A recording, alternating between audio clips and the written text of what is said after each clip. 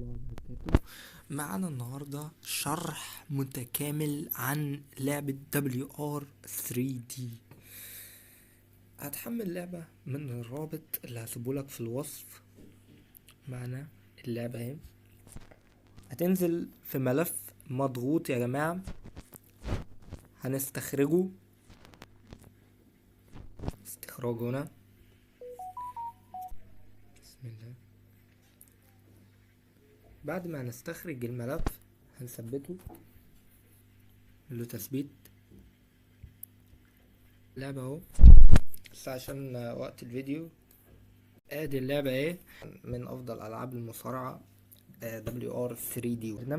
البرنامج ده اسمه زد ارشيفر، هتحمله من جوجل بلاي، واللعبة ديت هسيب لك طبعا الرابط في وصف الفيديو.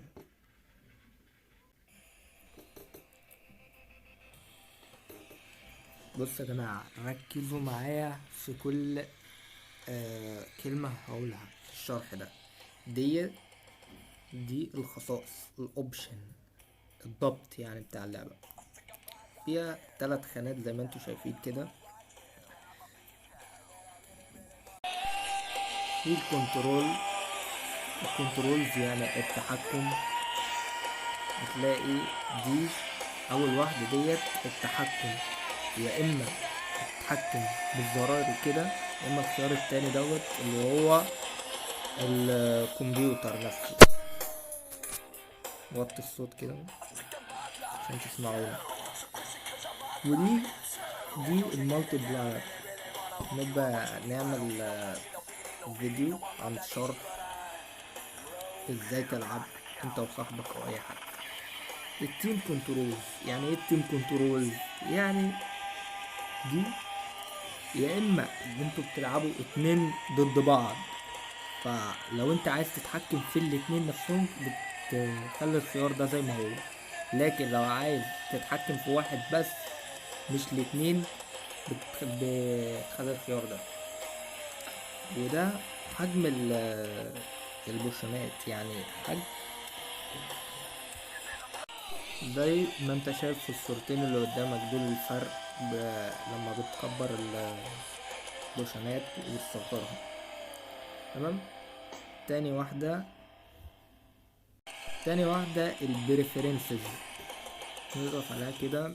اول خيار ده اللي هو كابيو ليفل، يعني مستوى. لو انت حريف طبعا بتخليه هارد او فيري هارد او اكستريملي هارد. طبعا لو انت لسه مبتدئ في اللعبة، متوسط او سهل جدا. لو اما تاني واحدة الماتش لينجث ديت، يعني مدة المباراة بتبقى قد ايه، يعني بتخلي اللاعب صحته ما تخلصش بسرعة. فماتش لينجث ممكن تخليها لونج او نورمال او شورت، يعني قصير وطويل. متوسط احسن حاجة. الجيم سبيد يعني سرعة اللعبة، لو عايز تسرع اللعبة بعد كده لما هننزل مودات وكده، لما اشرح لكم على المودات هتعوز تسرع اللعبة علشان الجلتشة وكده، التهنيج وكده. تاني واحد اللي هي الريفري دي، الريفري اللي هو الحكم يعني يا جماعة. ممكن اون او اوف، يعني كده ما تخليش الحكم. بس الصراحة الحكم ده انتوا لسه هتجربوا اللعبة وهتشوفوا الحكم ده بيعمل ايه. تمام. انا احسن حاجة اوف. المانجرز ديت يعني واحد بيبقى ماشي معاك دايما. المانجرز ده المدير بتاعك، يعني ممكن تعمل له اوف او اون. تمام. الانترفيرنج يعني التدخلات، يعني ساعات بتلعب المباراة وتلاقي واحد قام متدخل في المباراة كده، فلو انت عايز تشيل الانترفيرنج يعني زي كده، لو عايز لو خليتها تلاقي ان دي اختفت خالص. لكن لو عملتها اون زي كده بص معايا اهي موجودة. دي بتخلي اي واحد ممكن تدخله ساعات، ممكن تخلي واحد يدخل ده في ميعاد معين مثلا. يعني انا اخلي بعد دقيقتين من المباراة واحد معين مثلا يظهر يتدخل في المباراة. وهتشوف الكلام ده لما اشرح عن لسه دي. تمام. خلينا بس في الاوبشن. ودي يا جماعة الموسيقى، مستوى الموسيقى وكده، لو عايز تعلي او توطيها خالص زي كده. تمام. نيجي بقى لاخر واحدة، الديسبلاي. الكاست ليمايت يعني معناها اقصى حد ممكن من الشخصيات وكده، من اعداد المصارعين. يعني لو انت مثلا بتلعب ماتش 6 3 ضد 3، يعني 6 تاك تيم، مش هينفع يشتغل معاك علشان انت عامل اقصى حد للمصارعين 4، لازم يبقى 6 او اكتر. تمام. تاني واحدة المودلز، ودي يعني هنعرفها في المودات بتاعة اللعبة بعد كده. اللعبة الأصلية ما بتأثرش فيها. ودي بقى الشادوز، يعني الظل. يعني لو انت عايز ترفع جرافيك اللعبة او كده بتخليها دي. لو انت طبعا خليه متوسط زي ما انت عايز. الليمايت، الايتم ليمايت. يعني ايه الايتم ليمايت يا جماعة؟ يعني اقصى حد برضو للاسلحة اللي تبقى موجودة في المباراة، موجودة في الارينا نفسها. تمام. يعني مثلا دي 8 زي ما هي يا جماعة، اهي 8. نطلع بره كده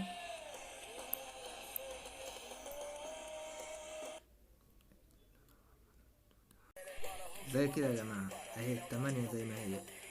لو جينا كده خليناها مثلا 4،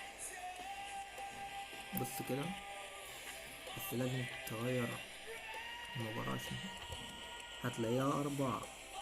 تمام.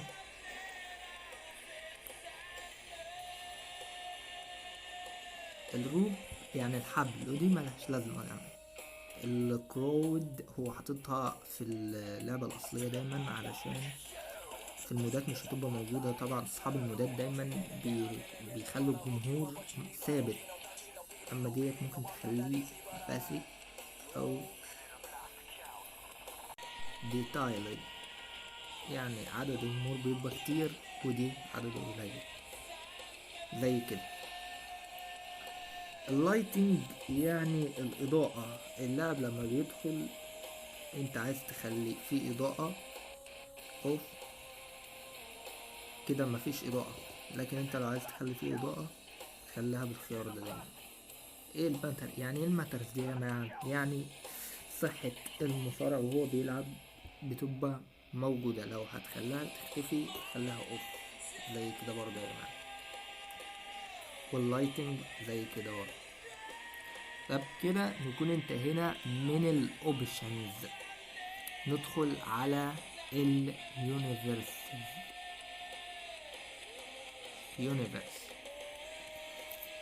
يعني اول خيار ده اهم حاجة، وهنعمل فيديو بالتفصيل علشان حكاية كبيرة اوي. اما تاني واحدة دي فالتلاتة دول الاربعة دول كلهم ما يعني ملكش دعوة بيهم خالص. لو انت بتلعب اللعبة وعمال تغير في الشخصيات وكده، فانت لو عملت يعني دي كده اوريك. بص، دي اتحاد يعني WWE في اللعبة يعني. طبعا في المودات هيبقى مصنف لك كل حاجة حتى اسماء.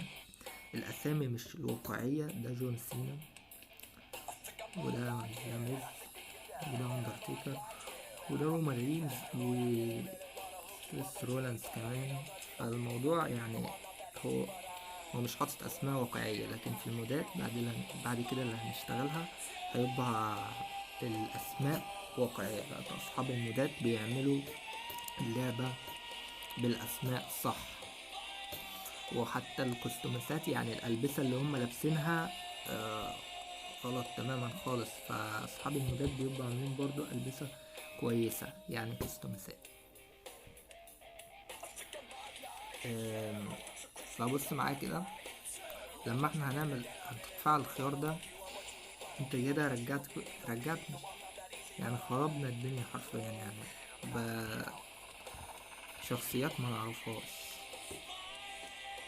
اما تالت خيار اللي هو ده، فانت بتغير برضو فيهم.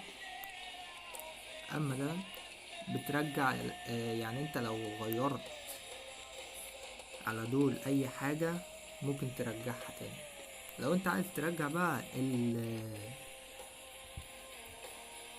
المصارعين الاصليين بتاعت اللعبة، بتعمل الخيار الاخير دوت، وما ت... وما تدوسش على الخيارات دي خالص لو انت بتغير في اللعبة وكده. ماشي. طبعا دي هنبقى نعمل عليها فيديو خاص تماما علشان هياخد وقت كده دلوقتي. بلاي. اول حاجه التريننج. يعني ايه تريننج؟ يعني التدريب. لما بتكمل دي بتتفتح لك دي، وهكذا دي، وهكذا دي، ودي. تمام. ولو عايزين اعلمكم ازاي تلعبوا اللعبه دي يا جماعه، اكتبوا لي في الكومنتس عندكم. الشوز يعني العروض، ودي بيبقى محضر لك عروض جاهزه انت تلعبها عادي. اما الاكسبريشن دي كمان برضو هنعمل عنها فيديو مخصص لها علشان فيها خصائص كتيرة وهتاخد وقت. الراسلينج كارير يعني السيرة المهنية للمصارع. بتدخل كده، تدخل على أي اتحاد من دول. أنا هختار الاتحاد WWE مثلا، هلعب بجون سينا مثلا.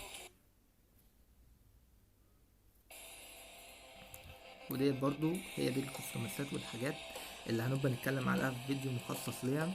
دوس ستارت هنا ونبدأ. لما بتكسب بتاخد فلوس اكتر، ولما بتخسر بتقل فلوسك. ولو عايزين اعمل لكم فيديو مخصص عن الرسم كارير، اكتبولي في الكومنت. هنروح لاخر واحدة بقى اسمها البوكينج كارير. يعني ايه البوكينج كارير دي؟ يعني باختصار انت بتبقى صاحب اتحاد معين. مثلا هنختار ده مثلا، ده من الديسك مطور اللعبة يا جماعة لو مثلا انا هختار صاحب الاتحاد وليكن ده مثلا. تبدأ كده،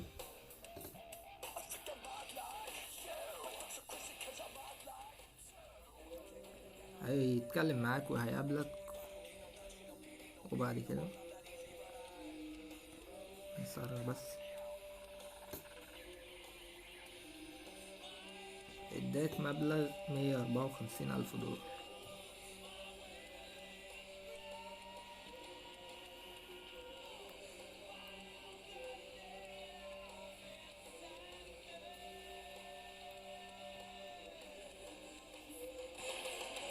بعد كده يا جماعة لازم يعني انت تهتم بالاتحاد بتاعك وكده، وتطور من مصارعينك،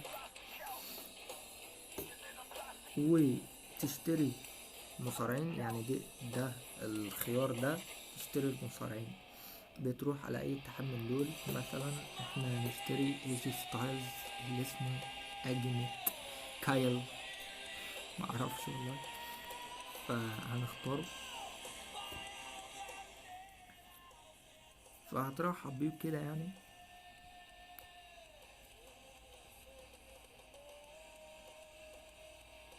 بعد كده تعرض عليه مبلغ. يعني هو ممكن يعرض عليك هو المبلغ او يطلب كام، وانت تديله الفلوس. لو هو ما عرضش فانت هتديله طبعا مثلا مبلغ كبير. يعني شوف هو هيرفضه ولا لا. مثلا رفض يا جماعة، يبقى هو محتاج مبلغ اكتر من كده، بتزود وبتقلل في العدد اللي هو بتاع الاسابيع. هو كده رفض ان انت تشتريه خالص او تضمه الاتحاد بتاعك. كده يا جماعة نكون شرحنا شرح متكامل عن WRCD اختصار او Wrestling Revolution 3D. بس مش فاضل الا غير الفيديوهين اللي قلت لكم عليهم، هنزل لكم ازاي تلعبوا اللعبة، واللي هو edit rosters يعني التعديل على المصارعين وكده. اشوفكم في فيديو جديد، وباي باي.